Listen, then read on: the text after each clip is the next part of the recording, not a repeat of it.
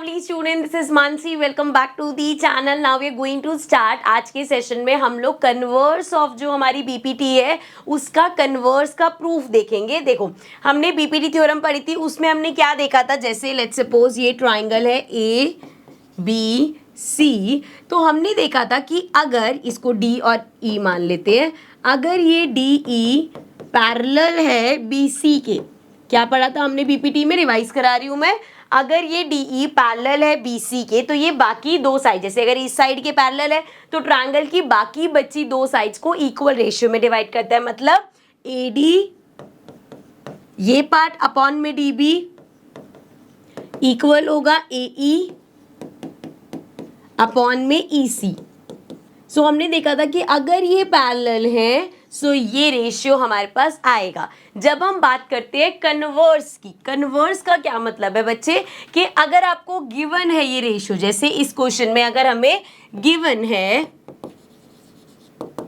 हमें ये गिवन है कि ए डी अपॉन में डी बी इक्वल है ए ई अपॉन में ई सी के। सो क्या गिवन है कि ये ए डी अपॉन में ये डी बी इक्वल है ए ई अपॉन ई सी के। अगर क्वेश्चन में ये चीज़, ये रेशियो गिवन है, तो आपको प्रूफ करना है, क्या प्रूफ करना है, वी हैव टू प्रूफ कि अगर ये रेशियो इक्वल होगी तो ये जो हमारा डी ई है ये पैरेलल होगा बी सी के। सो हमें क्या प्रूफ करना है कि ये डी ई पैरेलल है बी सी के।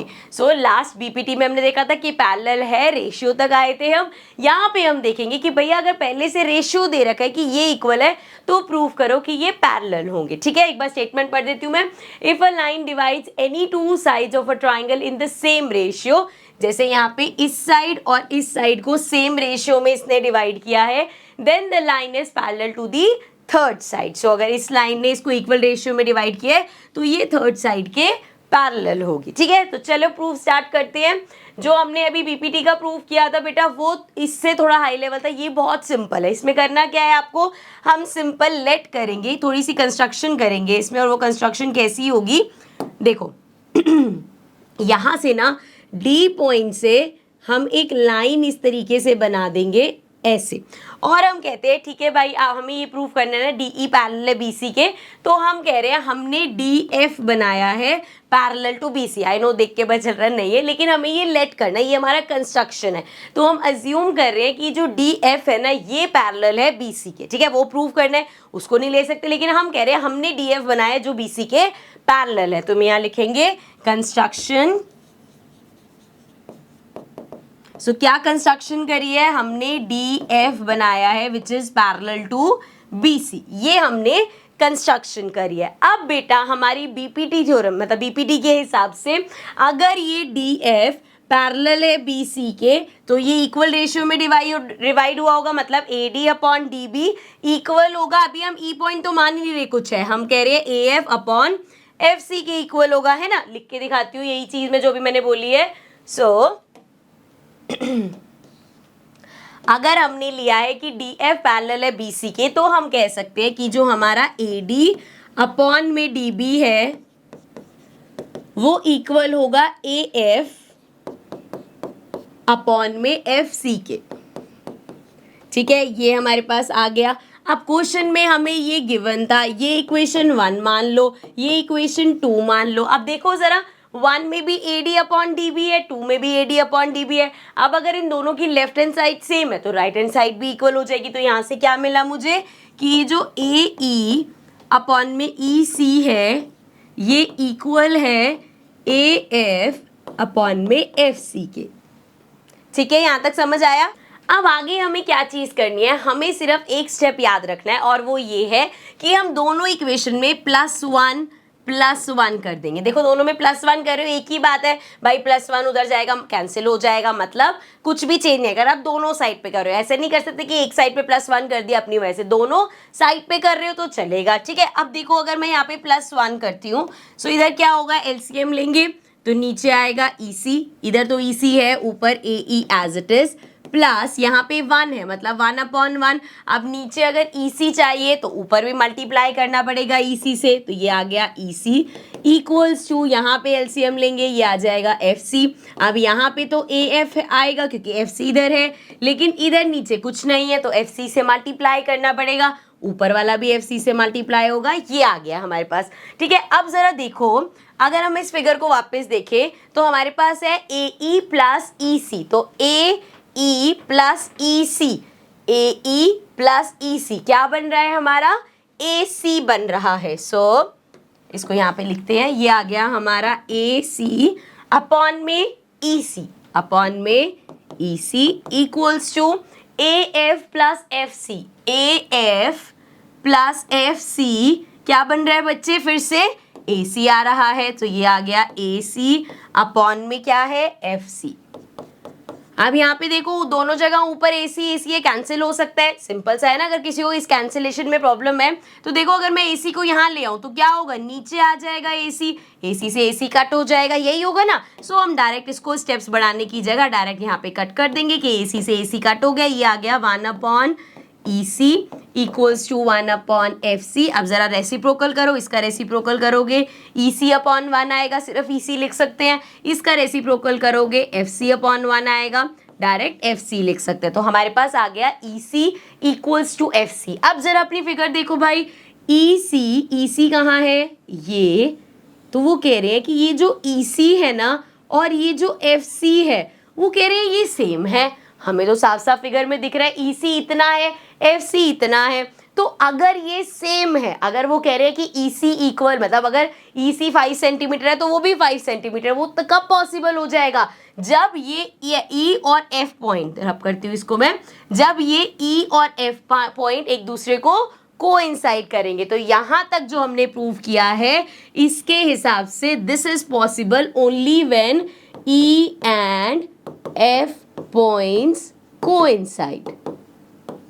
सो ये पॉइंट अगर कोइंसाइड कर रहे हैं तो हमें यहाँ से पता चल गया भाई E और F पॉइंट एक ही है। तो जो हमने यहाँ पे लिया था कि DF पैरेलल है BC के, तो जब DF यहाँ पे F और E सेम है तो सिंपल मैं लिख सकती हूँ कि DE पैरेलल होगा BC के, क्योंकि भाई हमारा F पॉइंट, ये जो हमारा F पॉइंट है और ये जो हमारा E पॉइंट है ये एक ही पॉइंट है। तो जो हमने यहाँ पे कंस्ट्रक्शन करी थी DF पैरेलल टू BC, वो basically DE parallel to BC होगा, एंड यही हमें क्वेश्चन में बच्चे प्रूफ करना था। So this was the proof of converse of BPT। ठीक है, अब जरा एक मिनट एक छोटी सी चीज और समझेंगे। यहाँ पे क्या समझेंगे, देखो ये चीज मैं फटाफट समझाऊंगी। ABC और इसको ले लेते हैं DE। तो यहाँ पे हमें पता है AD अपॉन में DB इक्वल है AE अपॉन में EC के, ये हमें हर बार पता होता है।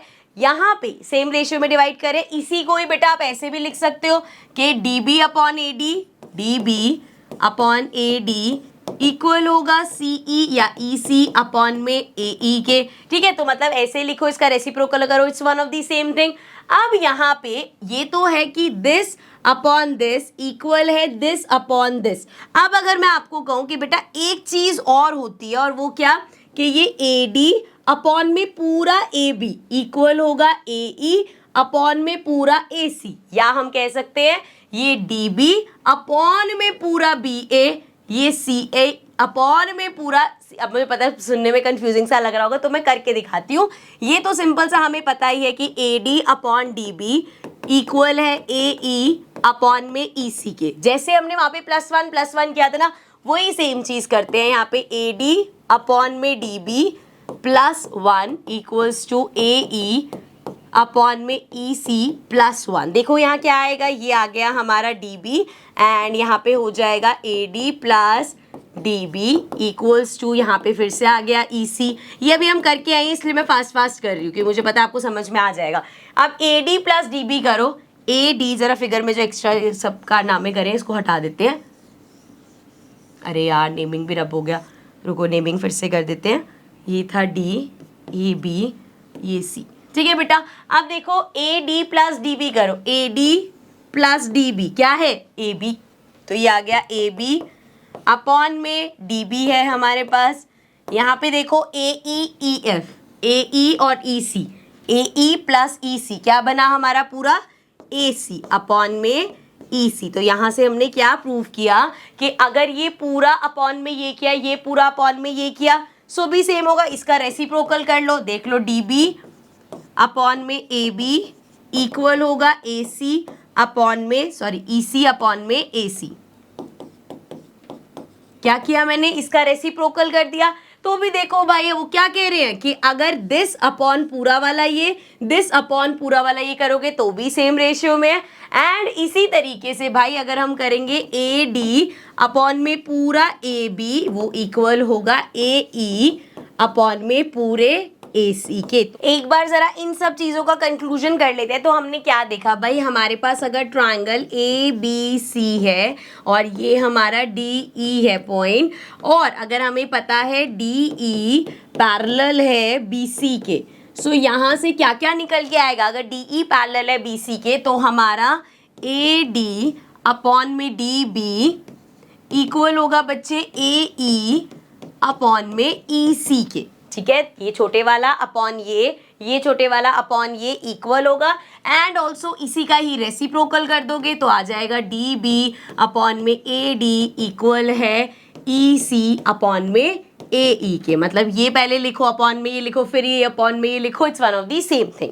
पहली चीज़ ये देखिए हम बीपीटी में देख लिया था। उसके बाद मैंने बताया आपको कि जैसे ये छोटे वाला ले रहे हो अपॉन में ये बड़े वाला भी हो सकता है, मतलब ए डी अपॉन में बड़े वाला ए बी इक्वल होगा, वहां से लिया छोटे वाला ए ई अपॉन में पूरा बड़े वाला ए सी। तो ये भी पॉसिबिलिटी है कि ये छोटे वाला अपॉन बड़े वाला, छोटे वाला अपॉन बड़े वाला, ये भी रेशियो सेम होगा। अब इसका रेसिप्रोकल कर लो तब भी भाई बड़े वाले के अपॉन में छोटे वाला लिख लो, एंड अगेन यहाँ पे भी बड़े वाले के अपॉन में छोटे वाला लिख लो, it's one of the same thing.